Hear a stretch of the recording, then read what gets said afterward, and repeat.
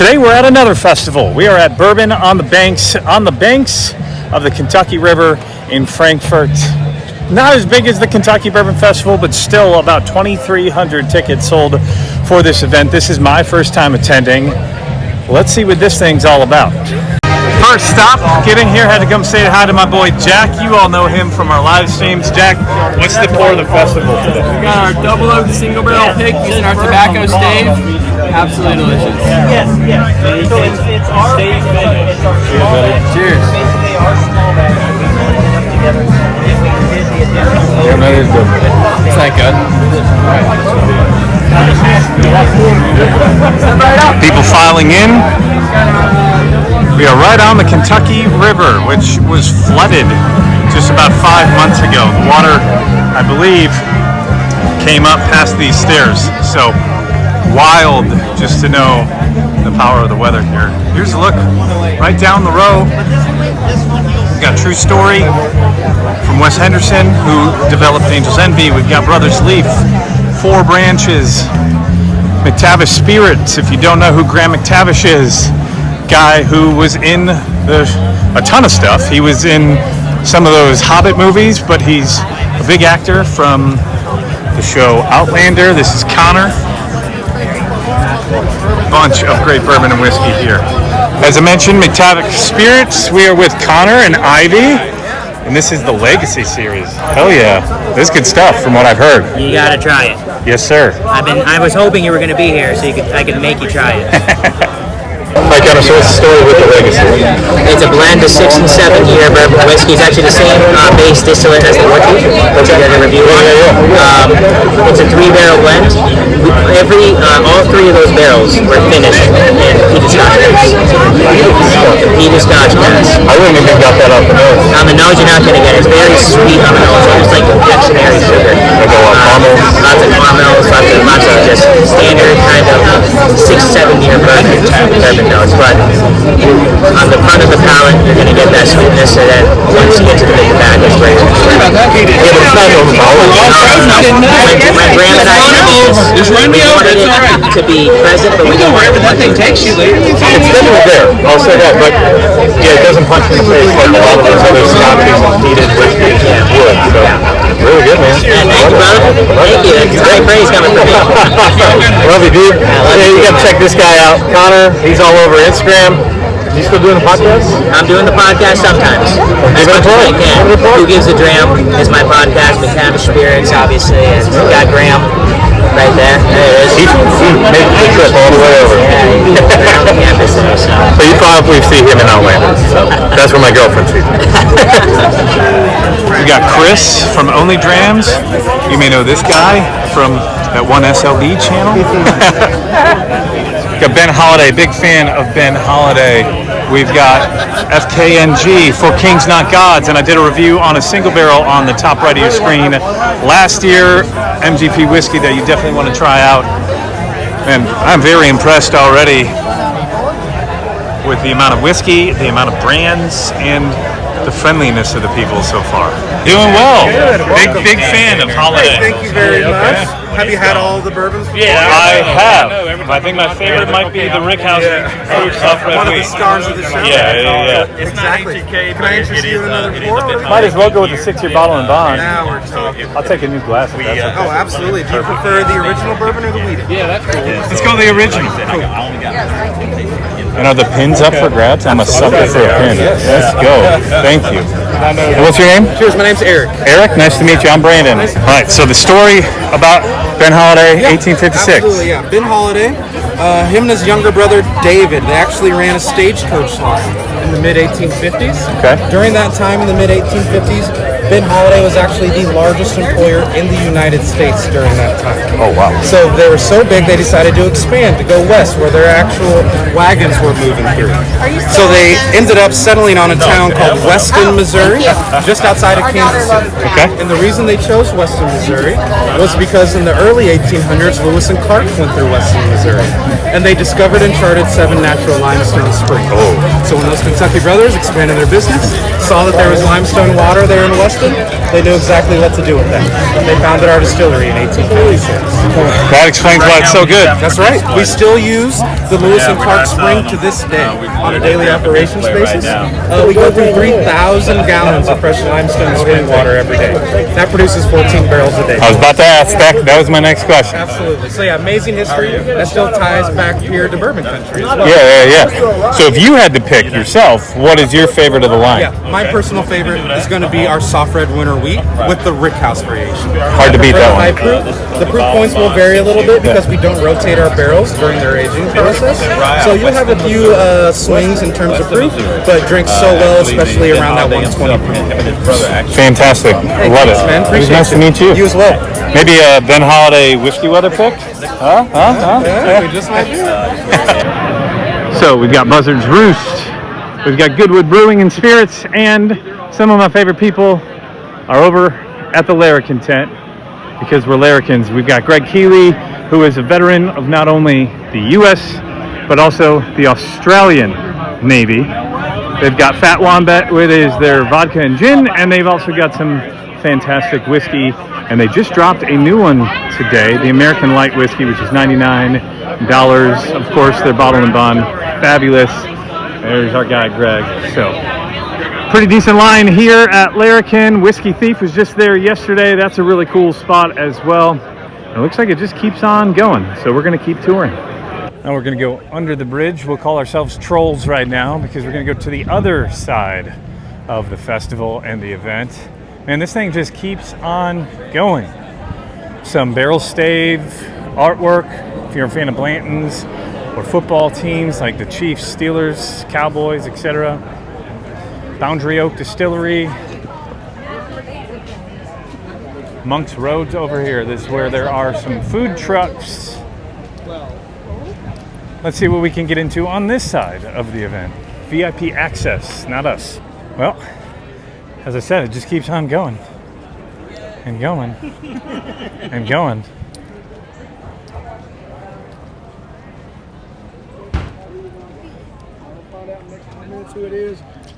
First weekend of October, and it feels like a million degrees. Oh, look who we found over here. We've got Brad and this lazy guy sitting down in his chair over here with the Kentucky series because they lost the K. What's up, dude? How are you, brother? Good, how are you?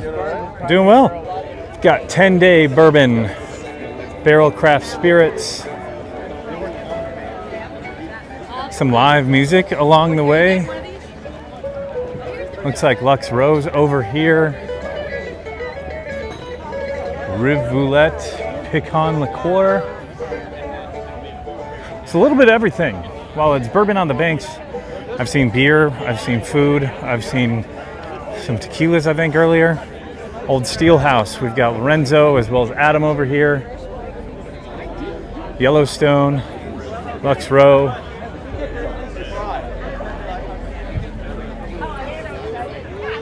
Maker's Mark over here in Wilderness Trail. So some of the more legacy distillers out this way. LF Heritage Limestone Farms Distillery out this way, Hartfield & Co. This might be the best setup of the festival. RD1, they've got a trailer here where they're pouring. What is the weather today, Mr. Brandon? Hot as hell. We've got our guy, Woodford Bourbon guy, Jay. What's up? Good evening. Good afternoon. Oh, you've even got Snoop. Did you bring him to pose photos? Travel Snoop. Travel Snoop. Travel Snoop. I take Yeah. you with me when I go out. Bourbon. Is this Garage the bourbon. pick that you did? I think I've had this one. Yeah, I think you have. Cheers. Cheers. So we're Barry at RD1. What, garage bourbon you said? Yeah, so this is garage bourbon. My wife Tori and I, we bought a barrel, and we love uncut, unfiltered, straight from the barrel. And so the 122.1 proof, it drinks under its proof. It's nice. You know, you get some wood influence. You get a little stone fruit for me on the finish. I was getting citrus, yeah. So Yeah, love it. That's delicious. Cheers. Thank you. Awesome. Thank you, sir. Thank you. Go give this guy a follow. Also, follow RD1 if you haven't already, but you probably already are. Absolutely. But this guy, Jay, over at Woodford Bourbon Guy, on TikTok, on Instagram. Are you on YouTube too? I am on YouTube. And then go follow on YouTube as well. Remember, it's always whiskey weather. So we've got makers over here. Of course, you know them. They've got the BEP, the regular number 46, and their wheated bourbon. Wilderness Trail out there in Danville. We'll be heading there here in a couple of weeks. So make sure to hit that subscribe button so you don't miss out on more of that content. Gotta go say hi to our guys over here. We got Adam and Lorenzo from Old Steelhouse. Old Steelhouse, the old T.W. Samuels distillery out there in the Deatsville area. Cox's Creek, I think it's got one of the coolest stories. So you got to check these guys out. I believe they are sourcing some of their whiskey at this point, but Lorenzo currently the distiller out that way. And once they open up to the public, it's going to be super, super cool. All right, Adam, what do we got? So this is one of our newest single barrels. It is a more traditional rye-based bourbon mash bill, 75% corn, 21% rye, and 4% malted barley. It's 8 years old and 118 proof. It was distilled in Bardstown, so not at Bardstown, but in Bardstown. In Bardstown, 75-21-4. 75-21-4. So a familiar mash bill. Yeah. How much are they? 85 and 90. And then 118 proof on that one. I might be back. Ooh, I get a lot of candies on the note. It's been one that's helping keep my voice going today. Put that in a little bit of tea and just like. That's right. Yeah. Got Lorenzo here. What's up, man? How you doing, dude? Crushing it. And you guys said the tasting room is now open. Tasting room is now open. Yep. Tuesday through Saturday, noon to 6. Right on 3rd Street. Right on 3rd Street. 124 3rd Street in Bardstown, straight across from Evergreen Liquors. Perfect. So go check them out. Old Steelhouse Distillery, putting out some great stuff, great story. And then once they get everything at the distillery put together, that's going to be a destination as well. It is, yeah. We're excited about it. Cheers, y'all. So we've got Limestone Branch Distillery, a different limestone. They've got the Yellowstone. You've, of course, got Master Distiller Stephen Beam over here, Mr. Fonte over here, and the new Yellowstone bottle. That is absolutely gorgeous. And it looks like they're sampling it out. So we might as well get in line and get a sample. Could I sample that one? Oh, yeah. Recollection is Yes, sir. Bottle is beautiful. Just dropped this on Saturday. Where's it available at? Limestone Branch Distillery. That's the only spot that you can get it. That's the only spot. And here today. And here you are selling it today. What's the price? 109. 109. Well, let's try it first. Yeah. Let us know what you think. Ooh, that is beautiful on the nose. The color is pretty good. I mean, it is in this.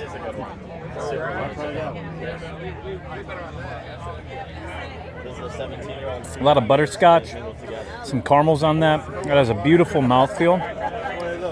I'm a fan of that one. I think that might be the bottle of the day that I'm going to be taking home. So we are taking one home. Beautiful new bottle. Look at that. Beauty. Great. Labeling, 110 proof, 8 years old. Just released this week, right? Just released. So definitely a fan of that one, that new Limestone Branch, 8-year-old, 110 proof. After tax, it's about $116. It might be my one pour of the day today that I am going to end up buying a bottle of. Didn't really come here with a budget, but really didn't think that I was going to buy a whole lot. So let's try to keep it under $250. Let's see if there's one more bottle that we can grab, but this is probably going to be the one. Next up, we are heading over to Peerless.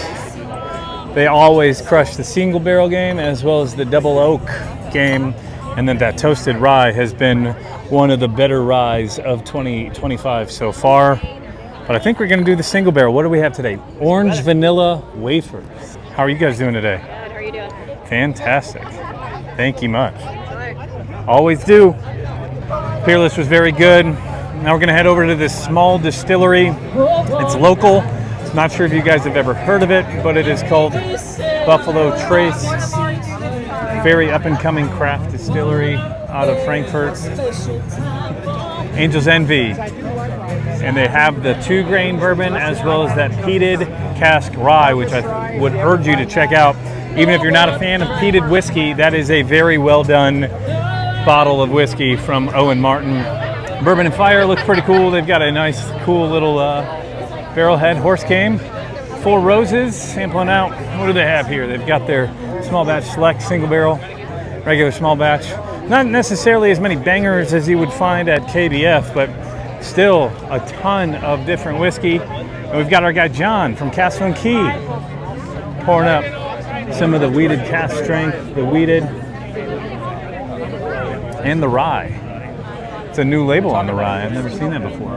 Well, we were at Castle Key. I told you that I had not seen this label. That's because it is brand new. Brand new. And what was the reasoning behind that? Well, like any rye whiskey should be. When you walk into a liquor store, especially if you go into Benny's in Chicago, you go to a liquor barn, if you go to, what is the big place? Not Total Wine, but Party Source? Party Source, a place like that. Where's rye whiskey going to be located? It's going to be segregated on the shelf. And what is the predominant color of rye whiskey bottles? It's going to have a green. Green. But as we've always done, we've got the awesome looking label. You know, we got the great looking bottle, but that just pops. I mean, that's the way it should And it look. matches the rest of the brand. It matches right? the rest of the You've got bottle. The door, and this is the door open. Now we've got some uniform. I don't have. Let me look for the weeded cask strength bottle. I just want the example of the bottle. So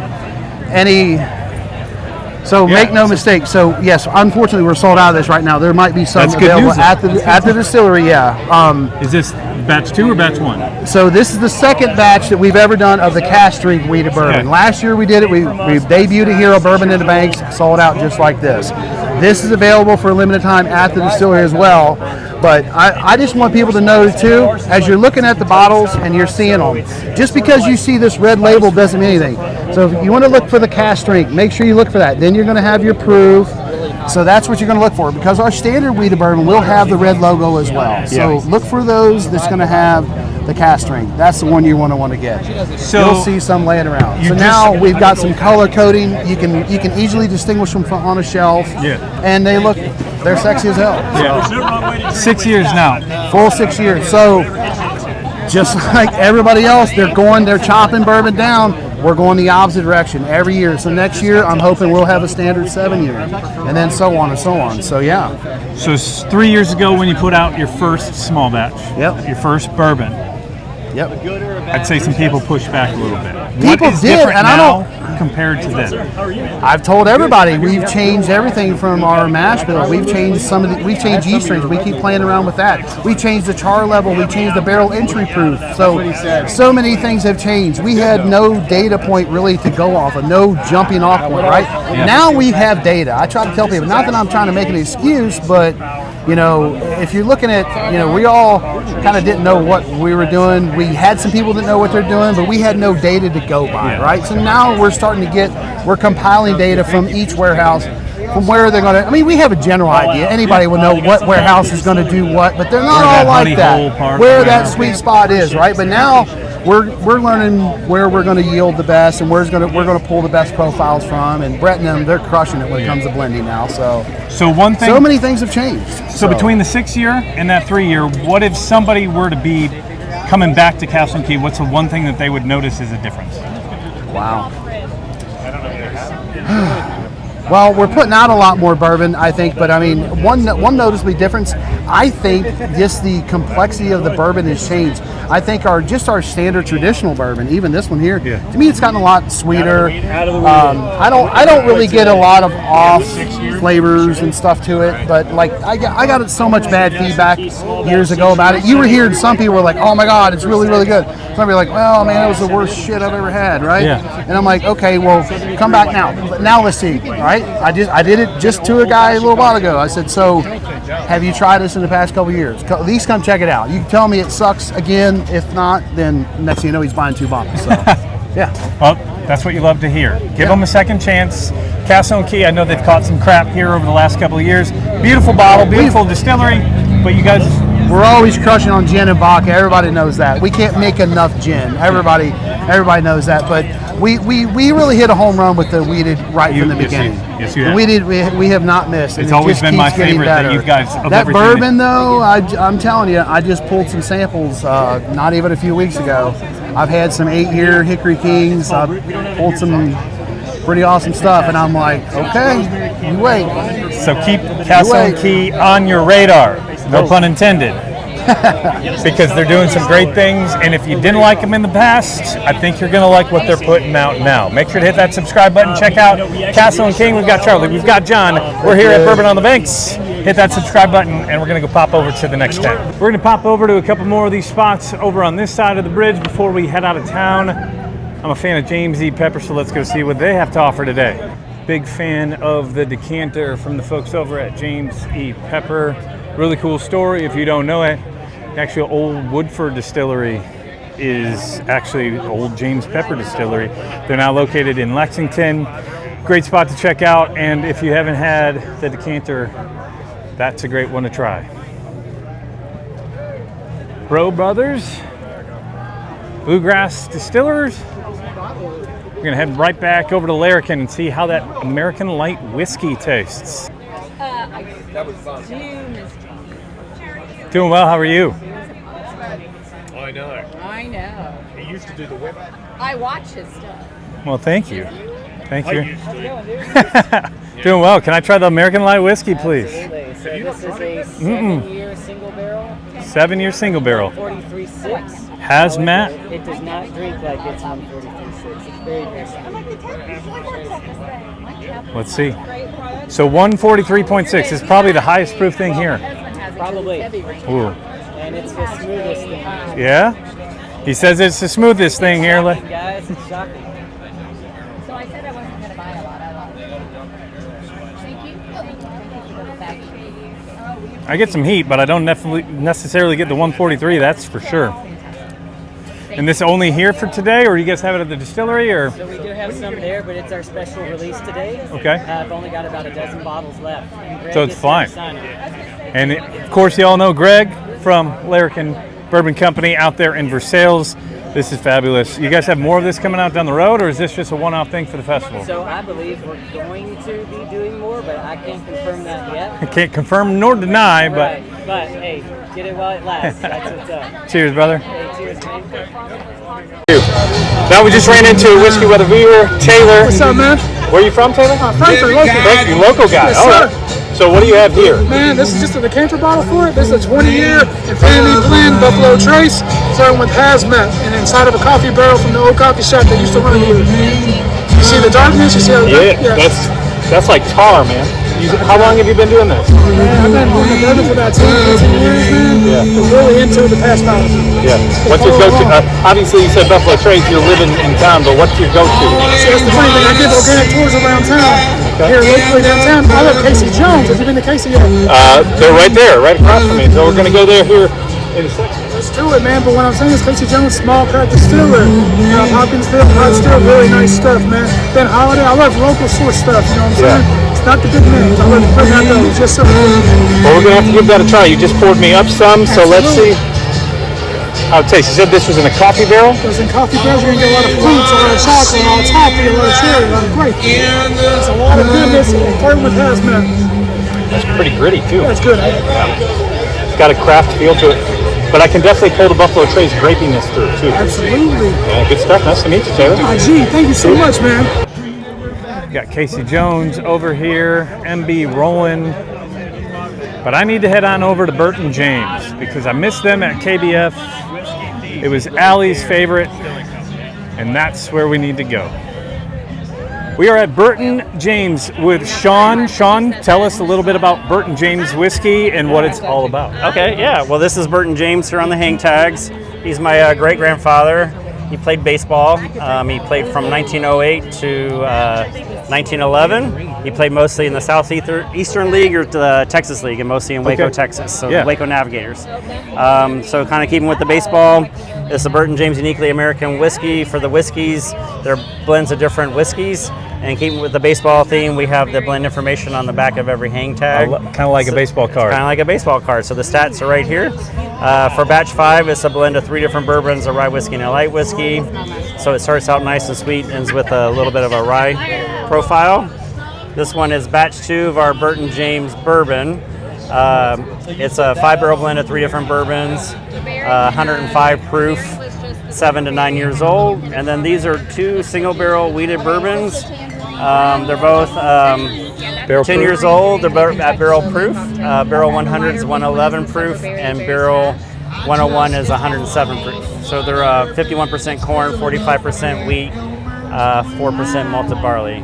I see the Indiana, so I have to ask. Yeah. So the single barrels are from MGP in Indiana. The wheated everything, the 5 different whiskeys or the 3 different whiskeys are from Indiana MGP. and this is a blend of MGP and Dickel. Dickel, okay. Yep. How does somebody find you? Yeah, so I'm currently only available in Kentucky, and I'm going to try to find an online third party here, hopefully before Christmas. Yeah. And then my older batches are on Sealbox, so I have batch 2 and batch 3 of the whiskey currently on Sealbox. Otherwise, Total Wine and Liquor Barn in Kentucky, or at the distillery in Adairsville, Kentucky. And I'll toss the link to Sealbox in the description below if you guys are interested in this. So check out Burton James. Where in Kentucky are you guys located? We are in Adairsville, Kentucky. So we have this little map here. So Adairsville is where that little barrel is. Oh, That's so in between Nashville. Bowling Green and Nashville. Yeah. Right there along And I-65. Frankfort, Louisville. So I'm about 35 minutes off of 65 and about 35 minutes off of Interstate 24. So what made you want to start Burton James? Yeah, so I'm a food scientist and worked in food factories and always wanted to have my own business. Yeah. And so in 2012, I'm actually from Adairsville, but not. My dad was in the Army, so we didn't live there. Yeah. So in 2012, I did the Bourbon Trail. I went to 10 distilleries when only 7 were actually on the trail. Yeah. And I was like, I'm opening a distillery. And 10 years later, to the same week, we put whiskey in the bottle for the very first time. Awesome. So we started buying whiskeys from MGP in 2015. So I've had the whiskeys since they've been new make. Okay. These are my oldest barrels. They're the last of my 2015 barrels. So they've all been aging with you? I've been they've been in Lawrenceburg. Okay. And then I get them brought to me in Adairsville, and I do. These are single barrels, but I do the blending. Get the barrels brought to me, and then I stress over making the blends. And so these are the blends that I do in Adairsville. What is one thing that you would want somebody who's never heard of Burton James to know about the company and the whiskey? Yeah, so the whole idea was that it's uniquely American whiskey, so the whiskeys will be different blends of different whiskeys at some point in time from different states. Everything's from MGP, and the bourbon, and the goal is bourbon from different distilleries from different states as well. Right now is currently just Indiana and Dickel because that's what I have. So I'm still sourcing. I like to buy. I'm cheap, so I usually buy new make, but right now all the aged stuff is cheaper than new make, so I'll probably start buying some. Are you doing distilling yourself? We are, and that's the Kentucky Grip brand. Okay, which I see the hat over here. There's a hat, the Kentucky Grip brand. Our very first bourbon is coming out in a month, in November 8th for our 3rd anniversary of a 2-year-old, 2-month barrel. It'll be a single barrel, but it's Logan County grown corn, Logan County grown rye, which I'm in Logan County, and then Kentucky grown to malted barley, and a little bit of oats from the Midwest. So It's 96% Kentucky grown grain. I love it. So if you haven't heard of him, Burton James, this is one of my favorites from the Kentucky Bourbon Festival, and I'd have to say it's the same here at Bourbon on the Banks. All right, we're going to have to bounce here in a second, but it's that Chris guy. What's going on, man? What's up, brother? And then we've got that bourbon dude over here as well. Trenton's over there. Trenton. Oh, yeah. From SLB. So, we're here. The Spirit of French Licks. I'm about to stop at Middle. Oh, there's our guy. Hey! Let's go to get the buckwheat. Can you make me famous? Oh, sure. It's very different. Very different. What makes it so different? All of our stuff is double pot distilled, so we're able to utilize those root ingredients. Yeah. It's bottled in bond. Okay. Based out of southern Indiana, of course. French Lick. Well, that is different. Cheers. Thank you. This guy's got a small YouTube channel. I don't know if you've ever heard of him. SLB Drinks. You might want to give them a subscribe. And we've got our guy Chris from Only Drams. Oh, that is very different. It's like a chocolate hazelnut. It's like Nutella in a glass. We were about to leave, but I was told that I had to head over to the news tent. So we're going to head over that way. But we've got Dark Arts here with Sarah. I thought I saw Macaulay earlier. And then we're heading this way. I was told it's all the way down here. Going to get our walking steps in today. Actually cutting the crystal.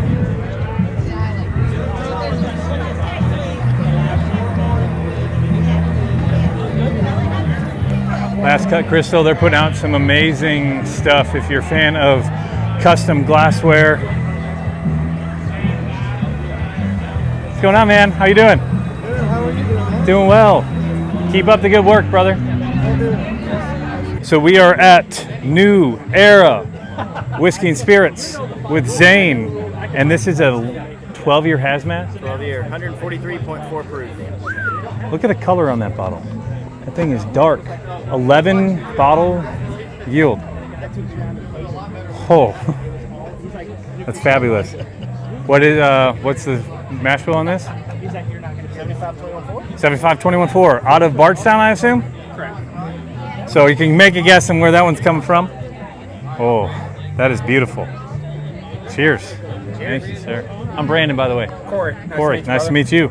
So that's a wrap of Bourbon on the Banks 2025, right down in Frankfort, Kentucky, along the banks of the Kentucky River and right down the street from Buffalo Trace Distillery, the biggest distillery out there. So if you missed the tongue-in-cheek joke where I called them a craft distillery that's up and coming, that one's on you. As far as the festival, impressed by it. A lot of distilleries, a lot of great whiskey to try. Not nearly as big with the amount of people as the Kentucky Bourbon Festival, but you still had just as many, if not more, distilleries, because you've got some Indiana distilleries, you've got some Ohio distilleries up there near Washington State with Woodinville there. So it was really cool to meet some of these smaller brands out there, even though you didn't have the footprint. Some of the bigger distilleries like Jim Beam and Heaven Hill weren't there. You didn't get the face-to-face time like I did at Kentucky Bourbon Festival, possibly with Brent Elliott or the people at Makers, or even, like I mentioned, Jim Beam. No, or Owen Martin from Angel's Envy, but still the chance to try some really good whiskey and try some unique whiskey. They had some great single barrels that were festival only. That's really the only LTOs that you could find there, except from what we found over there at Limestone Branch. That's our one bottle of the festival. Kept the budget low today. The one bottle, $116, but really enjoyed the festival. Got to meet some great people, some Patreon members that I ran into today. A big shout out to Keith and Jeff. Also met Whiskey Weather viewer Taylor, who stopped me, as you saw earlier on in the video.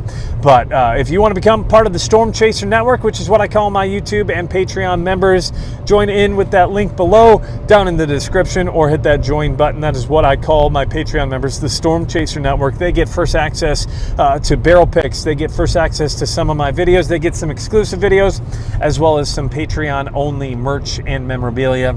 So if you want to become part of the network, join that in the Patreon below. Thank you for giving me the time of your day. Hope you did enjoy this video, and if so, hit that subscribe button below. We are almost to 15,000 subscribers, hoping to get to 16.5 by the end of October, and fingers crossed we can crack 20,000 by the end of 2025, and I need your help to reach that. Send this video with your friend, and I hope you did enjoy this, and if you did, again, the best way to support this channel, share this video with your friends. I did promise you I was going to give you my 5 favorite pours of the festival. Coming in at number 5, I'd have to say that Larrikin American Light Whiskey Hazmat, super good. Number 4, that Hartfield & Co. 9-year single barrel, absolutely delicious. At 3, probably going to go with the Castle & Key Wheated. I really enjoyed the batch 2 Castle & Key. I know they've start, but they're doing some good stuff now, so give them another try, as we talked a little bit earlier on in this video. Number 2, one that really stunned me, Old Steelhouse, that 8-year-old single barrel Burton distillate. I'm pretty sure he said 75-21-4. I'm gonna guess it was a Burton 8-year. And then number 1 had to be that New Era Whiskey and Spirits Hazmat 12-year-old Burton barrel. Really great whiskey. Thank you so much for your time. Thank you for joining in. And if you like this breakdown of the festival, you're going to love the breakdown of that Kentucky Bourbon Festival video up there on the top right of your screen. I end this the same way I always do. Please remember to drink responsibly, and that is always whiskey weather. We'll see you in that KBF breakdown. Cheers, y'all.